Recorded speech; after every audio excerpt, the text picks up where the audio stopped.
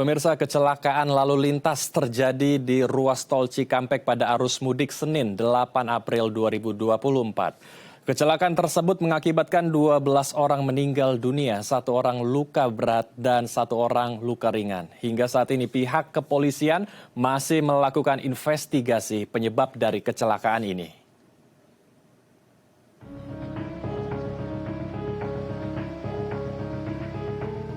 Senin 8 April 2024, kecelakaan beruntun terjadi di ruas tol Jakarta Cikampek kilometer 58 pada pukul 7.04 waktu Indonesia Barat.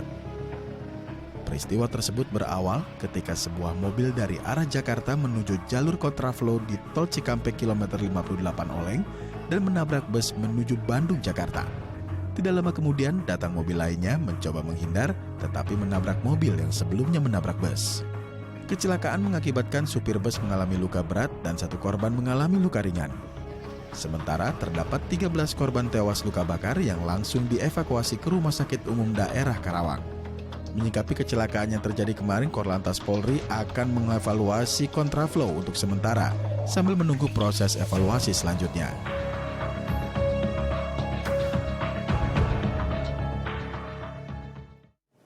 Ya, untuk membahasnya lebih lanjut kita telah terhubung langsung dengan Joko Setiowarno selaku Wakil Ketua Bidang Pemberdayaan dan Penguatan Kewilayahan Masyarakat Transportasi Indonesia. Kita langsung sapa narasumber kita. Selamat siang Pak Joko, Assalamualaikum. Apa kabar Pak? Waalaikumsalam warahmatullahi wabarakatuh. Selamat siang Mas Andrew. Sehat selalu ya. Alhamdulillah kami dalam keadaan yang sehat. Kita langsung saja Pak Joko membahas tentang kecelakaan yang terjadi di tol Jakarta Cikampek, tepatnya di kilometer 58. Kalau dari pengamatan Pak Joko sendiri, apa sebetulnya yang salah dalam kontraflow kita? Apa yang perlu dievaluasi Pak, terutama untuk jalur tol ya di kilometer 58, tepatnya di Jakarta Cikampek? Ya, kasus di jalan tol KM 58 Jakarta Cikampek ini menurut saya ada 2 hal yang harus kita perhatikan. Pertama kontraflow-nya, yang kedua travel gelapnya. Ya. Nah, kontraflow ini tentunya harus diberikan sosialisasi yang lebih masif lagi lah. Selama ini kan kita anggap ya kurang lah.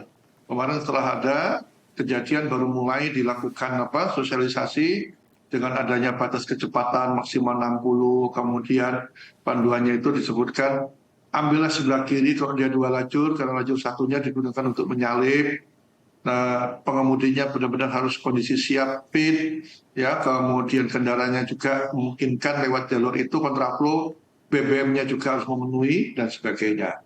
Nah, ini agak keterlambatan. Kemudian teman-teman dari kepolisian melakukan evaluasi untuk menahan kecepatan itu, maka di depan ada patwal. Istilahnya mobil yang untuk menahan kecepatan itu tidak berlebihan dari batas kecepatan yang sudah dilakukan. Dan bahkan itu informasinya tiap 1 jam akan masuk lagi mobil patwal. Tujuannya untuk menahan kecepatan tadi.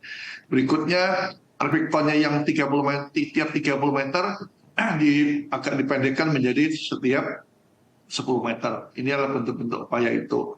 Dan sampai hari ini nampaknya alhamdulillah masih aman saja. Ya, mungkin nanti dikembangkan lagi berikutnya, mungkin kontraflow itu diperuntukkan bapaknya untuk angkutan umum yang lewat. Nah, ini kan satu kelebihan juga. Kalau kontraflow untuk angkutan umum berarti pengguna angkutan umum dapat prioritas. Ya, saya kira ini bentuk-bentuk evaluasi yang tujuannya sebenarnya baik. Cuman dalam hal ini perlu dipertegas aturannya seperti apa, karena memang sudah ada kontraflow keseharian, tapi dalam kota. Ya, dalam kota itu di mana? Tol tengah kota Jakarta ada, ya kemudian Jagorawi akan masuk kota, tapi itu kan kecepatannya rendah, ya. Tapi kalau yang tol kecepatan tinggi itu ya baru di Indonesia, makanya harus penuh kehati-hatian dan sosialisasi yang cukup cukup masif lah, ya, sehingga nanti para penggunanya ini benar-benar dia memahami itu, ya. Jadi kalau hanya berhenti dia harus sebelah kiri dan sebagainya. Itu kontraflow yang kita harus jaga seandainya tahun depan akan dilaksanakan lagi. Yang kedua adalah travel gelap. Nah, ini 2 hal yang berbeda. Kebetulan terjadi travel gelap. Nah, maka muncullah masalah baru. Nah, travel gelap ini setelah dikaji ternyata pengemudinya juga sejak hari Jumat setiap hari pulang pergi dari daerahnya untuk mencari penumpang karena memang demandnya cukup tinggi. Nah, kita ingat 3 tahun yang lalu travel gelap ini dikandangkan dulu 2 minggu dikandangkan. Tetapi sebenarnya travel gelap itu tidak hanya mudik, tidak mudik itu jumlahnya ratusan bahkan ada 1000-an ada itu yang masuk wirawiri lewat tol Cikampek, kemudian lewat Cipali, cukup banyak itu. Karena itu suatu kebutuhan di mana pemerintah di satu sisi punya kemajuan untuk angkutan umum, umpamanya angkutan umum antar kota, ya, bis akapnya bagus, kereta apinya bagus, tetapi angkutan umum pedesaan, perkotaan, AKDP dalam provinsi ya, kemudian perintis kita buruk sekali. Nah, apalagi ini orang-orang dari desa yang dulunya mungkin mereka naik angkutan pedesaan sampai ke terminal tipe A berganti dengan bis akap. Sekarang angkutan pedesanya sudah hilang. Nah, mereka ada kebutuhan setiap hari mereka bepergian bergantian setiap minggu katakanlah seperti itu. Nah, muncullah angkutan-angkutan tidak resmi seperti ini dan itu jumlahnya tadi saya katakan bisa 1000-an total dari daerah bangkitan yang ada di perbatasan Jawa Tengah dengan Jawa Barat dan sebagian dari Jawa Barat maupun dari Pantura. Gitu. Baik, saya ingin mendalami lagi tentang kasus kontraflow-nya yang di luar kota ya. Biasanya kan kontraflow kita temukan di dalam kota, tol dalam kota. Tetapi ini di jalur Jakarta Cikampek, jalur untuk keluar kota. Nah ini kan cukup jauh Pak ya dibandingkan yang di dalam kota. Kalau idealnya sendiri Pak Joko, kira-kira berapa kilometer Pak untuk menerapkan kontraflow Pak? Sebenarnya kalau saya ada literatur itu, saya lupa di negara mana itu, antar kota ada paling dia maksimal yang terjauh itu 30 kilo. 30 kilometer ya. Itu pernah ada, saya lupa kota mana itu ya, di negara lain itu ada. Di kita, ini mungkin kontraflow terpanjang tadi. Ya, makanya saya bilang perlu kehati-hatian lah. Ya, sosialisasi itu. Yang sering itu kontraflow itu dalam kota. Ini kan dalam upaya pemerintah ingin menaikkan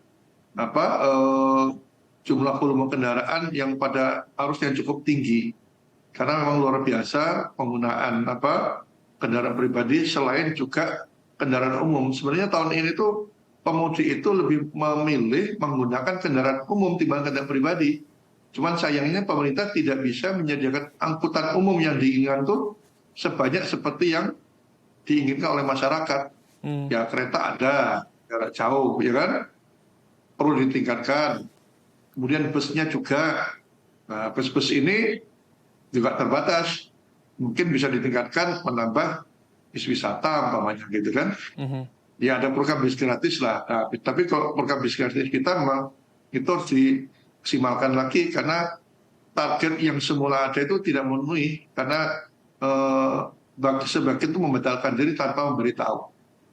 Jadi harus dibenahi mudik gratis itu. Kembali pada kontraflow, ini kalau mau dilakukan, ya benar-benar harus dilakukan dengan sosialisasi lah, dengan lebih baik lagi. Dan mudah-mudahan pada saat arus balik ini tidak terjadi sesuatu hal. Karena memang itu juga kan di Cikampek itu setahu saya dan sekarang sudah 4 lajur. Jadi 2 untuk kontraflow, 2-nya lagi untuk yang memang searah peruntukan mereka. Kalau nggak salah tahun lalu dibuat searah one way.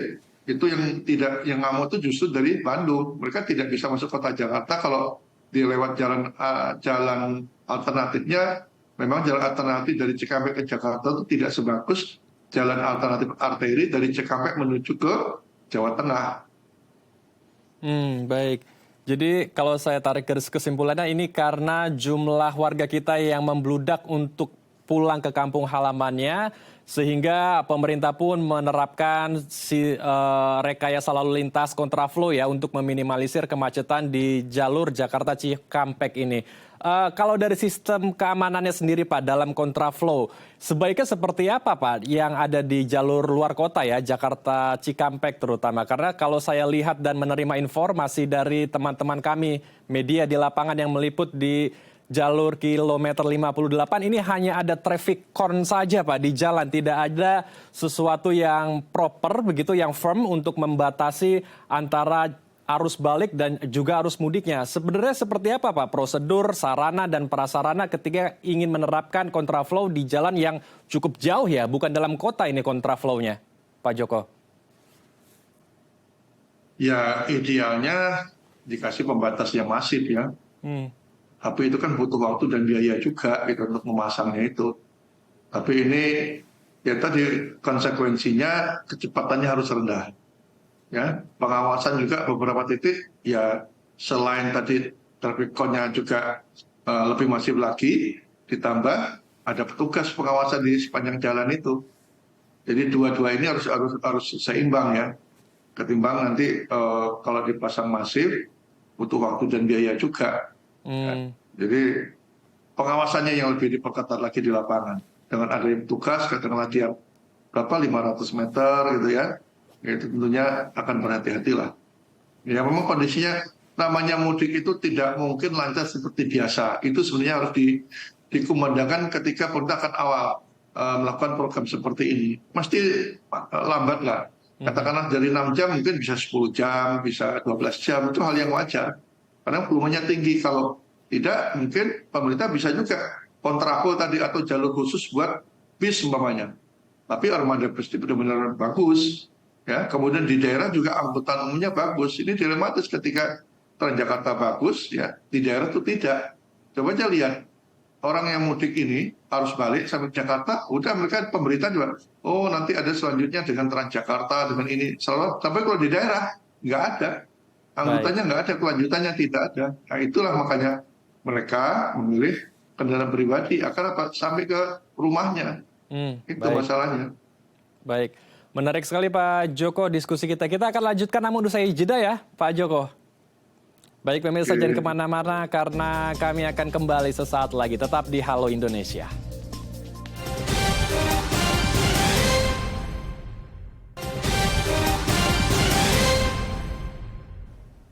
Kita akan melanjutkan diskusi kita bersama dengan Joko Setiowarno.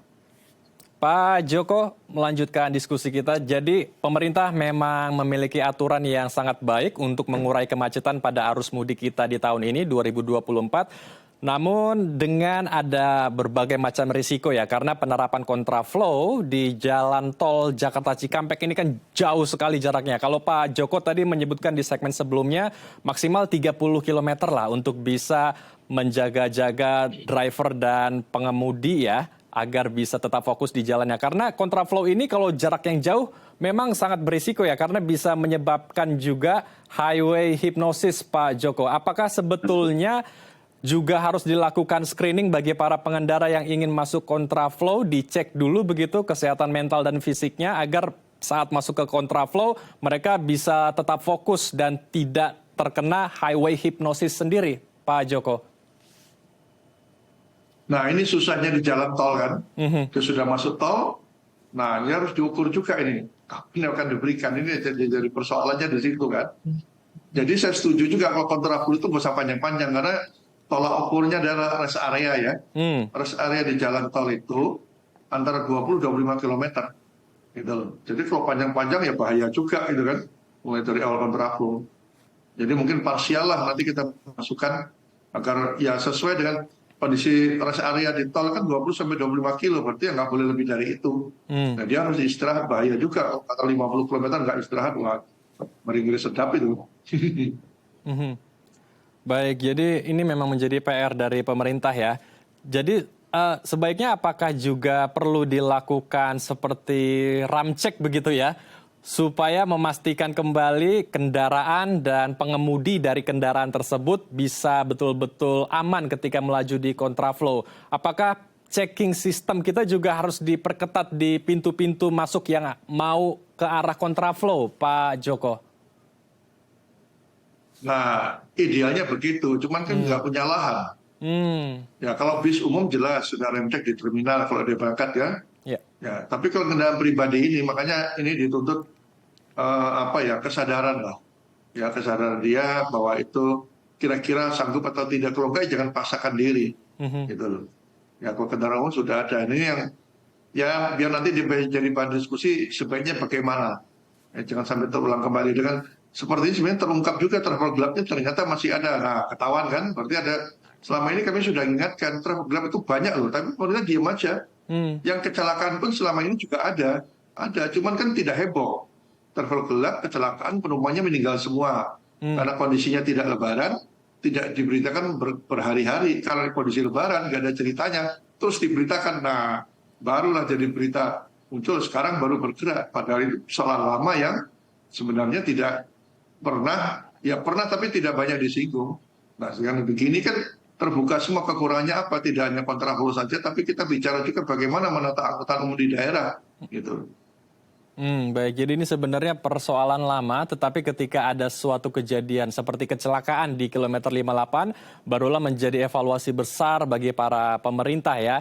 Baik, kalau misalnya untuk meminimalisir kemacetan di arus mudik dan saat ini di arus balik, sebetulnya apakah one way ini kurang cukup Pak, sehingga kontraflow perlu diterapkan di jalur tol yang cukup panjang, Japek, Jakarta Cikampek?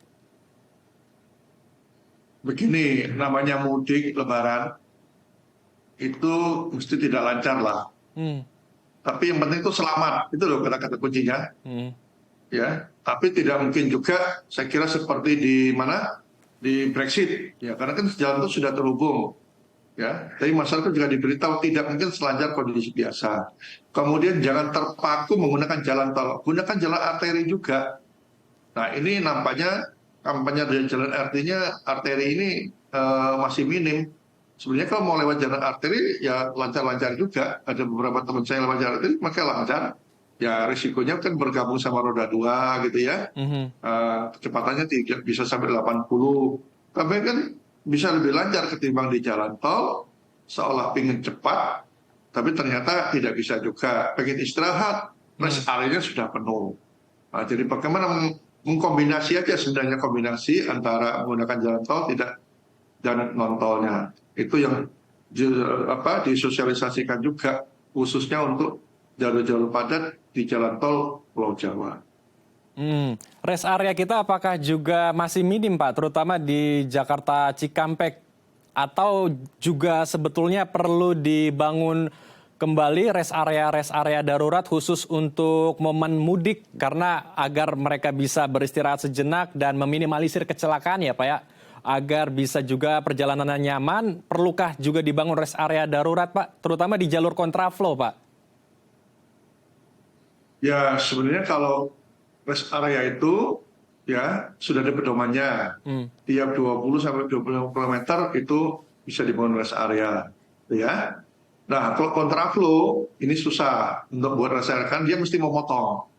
Ya, ini memang tidak mungkin. Jadi mungkin kontraflow ini parsial aja, tidak boleh panjang-panjang gitu kan. Tadi saya bilang sesuai dengan batasan tadi orang untuk berganti untuk istirahat tiap 20 sampai 25 km. Nah, kemudian bagaimana kalau itu dibuatkan ya rest area yang di luar tol. Nah, di tol ini sebenarnya rest area juga variasi. Dulu nggak pernah kepikir membangun rest area untuk kegiatan mudik seperti ini. Kita lihat rest area Jakarta Cikampek. Itu beda desainnya dengan rest area yang katakanlah dari mulai Cikampek sampai dengan seterusnya. Itu jauh beda. Kalau rest area yang ada di Jakarta Cikampek atau di mana ya, Cipularang, itu rata-rata kan seperti perkampungan. Kita masuk ya, itu kanan kirinya orang ada tenan-tenan sehingga kita parkir kendaraannya. Itu yang buat macet. Tapi kalau kita lihat yang rest area yang lainnya, yang baru-baru yang sudah dari Cipali dan seterusnya ke timur itu berbeda. Jadi ada tempat istirahat parkir kendaraan, kemudian berjalan menuju satu pusat kegiatan. Nah itu yang benar. Tapi tentunya rest area ini ada yang tipe A, B maupun C. Ya tipe C itu biasanya disediakan, tapi dioperasikan pada saat mudik seperti ini atau Nataru lah, ada seperti itu.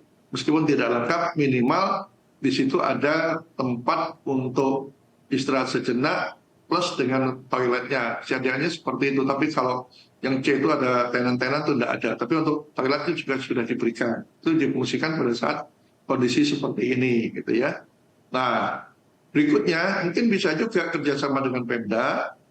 Kalau dia keluar jalan tol biar tidak kejauhan, nah dekat dengan gerbang tolnya itu ada rest area. Memang ada beberapa gerbang tol ketika keluar tidak jauh dari itu ada rest area. Artinya rest area itu ada rumah makan, ada tempat ibadah, berjajar lah, tidak dalam satu area. Tapi Baik. sepanjang jalan itu, contohnya sekarang ada rest area seperti itu di gerbang tol Subang. Baik. Subang itu keluar tuh sudah banyak itu. Kemudian di Salatiga ada juga gerbang tol di Ngawi. Nah, seperti itu. Jadi nggak usah jauh-jauh dia masuk kota, dekat dengan situ ada. Pejagan juga ada.